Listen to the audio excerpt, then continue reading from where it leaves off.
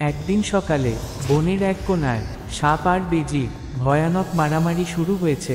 বেজি রীতিমতো বক্সিং মোডে, আর সাপও কোবরা কামব্যাক চালিয়ে যাচ্ছে।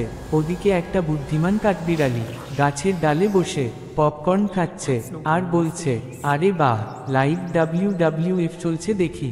হঠাৎ সাপ এক ঝাঁপে বেজির লেজে কামড় বসিয়ে দেয়। বেজি আউচ বলে এমন দৌড় দিল, মনে হচ্ছিল কেউ যেন ফাস্ট ফরওয়ার্ডে চালাচ্ছে। সে দৌড়াতে দৌড়াতে সোজা গিয়ে পড়ে এক কাঁকড়া বিছের পুকুরে। এবার কাঁকড়া বিচেরা ভাবল, কে আবার আমাদের হানিমুন স্পটে লাফ দিল। একটা মোটা কাঁকড়া এসে বেজির গালে এমন কামড় বসালো যে বেজি চিৎকার করে উঠল, মা গো, সাপের কামড় ভালো ছিল রে। এদিকে কাঠবিড়ালি গাছের ওপরে হেসে গড়িয়ে পড়ছে।